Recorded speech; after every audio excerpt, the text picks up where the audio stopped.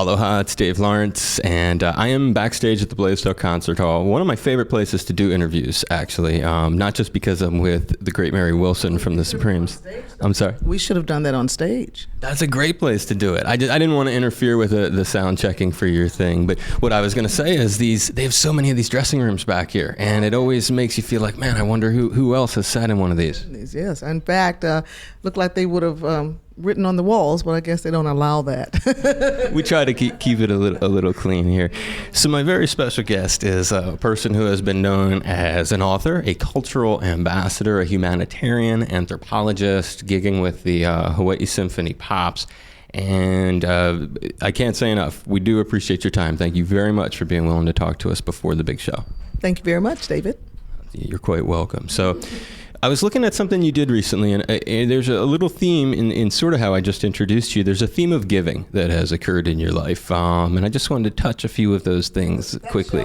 That shows? It does, and it's a nice thing. It's the kind of thing I like to highlight in my guests because it's sort of an inspiration, to like, this is how I should live my life too. And one of those events was a recent charity poker event. How'd you do at that thing in Vegas? Oh gosh, you know what? It was great. I thought you were going to ask about something that was really work, but no.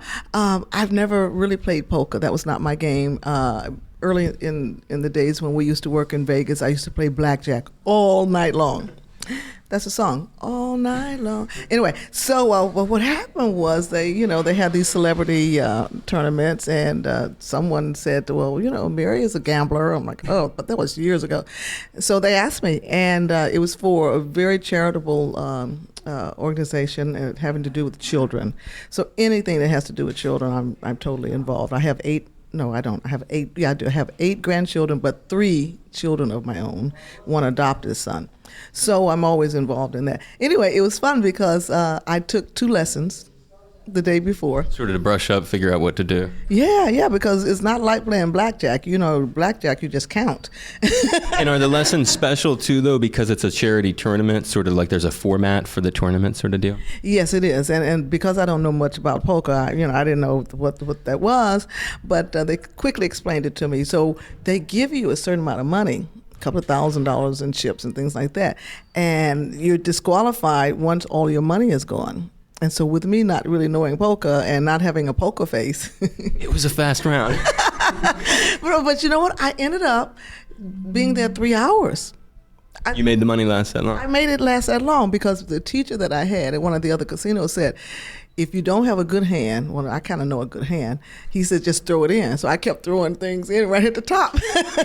So my money lasted a long time. And it worked. And it was a great thing because it was disabled children too, correct?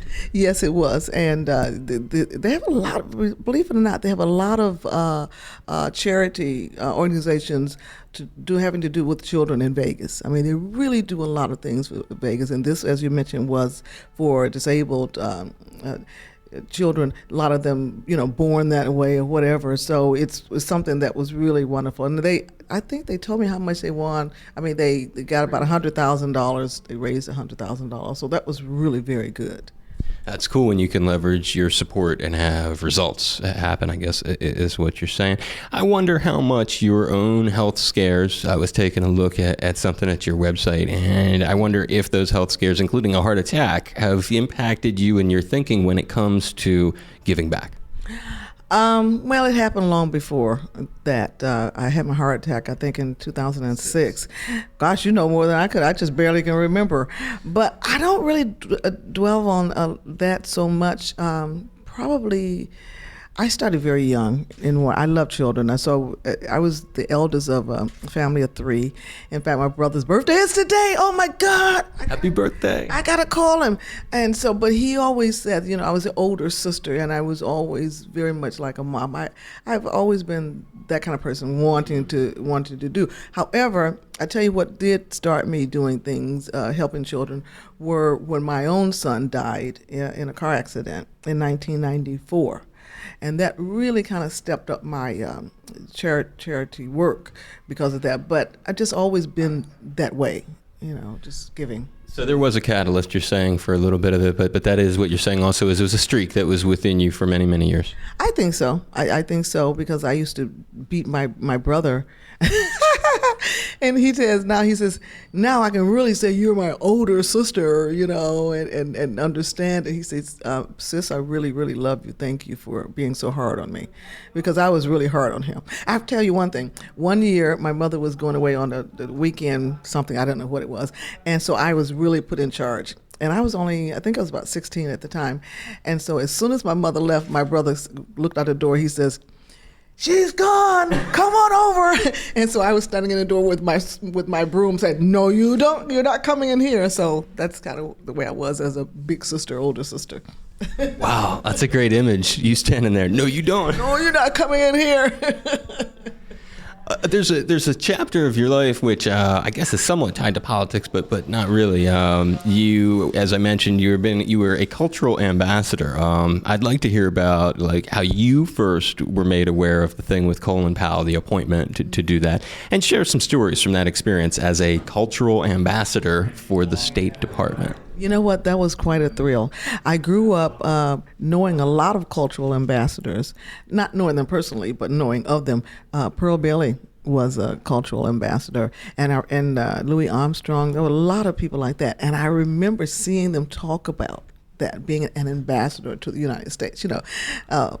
For the United States. And so it was something that when I was asked, because what happened was I did a lot of things, a lot of works like in Italy and this and that, and I met these people there who were involved in different areas, and so became very dear friends of them. And so when Colin Powell wanted to get various people to be cultural ambassadors within the arts, this one person says, I know the perfect person, Mary Wilson. And so Colin says, well, I know her personally, you know. So they got in touch with me and asked me if I would be interested in it. And of course I was absolutely, yes, a cultural ambassador. You mean like Pearl Bailey, like Louis Armstrong? You know, I was like, wow. When do I start? Yeah, right.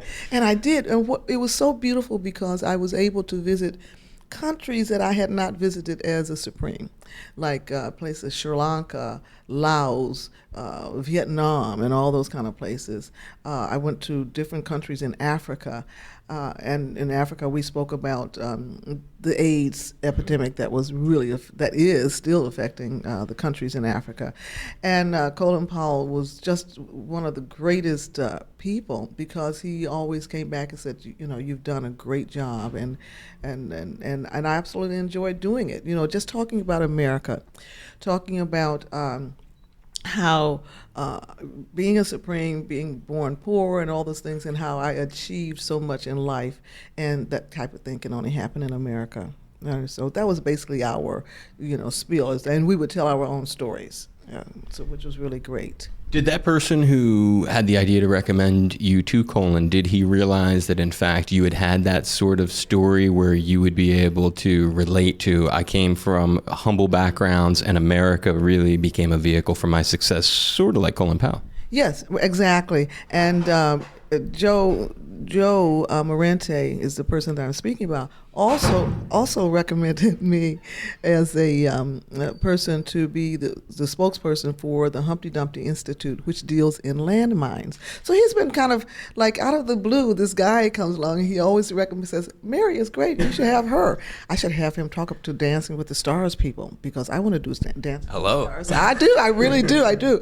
But yes, Joe Morente, he's he's one of my great friends, and he got me involved with the landmine clearances. And there, I've also gone to different places in the world that I had not gone to before. So it's been a wonderful ride for me. Yeah, having the travel component is huge. I mean, I'm just listening to some of those names you rattled off, thinking I wouldn't mind my gig taking me there.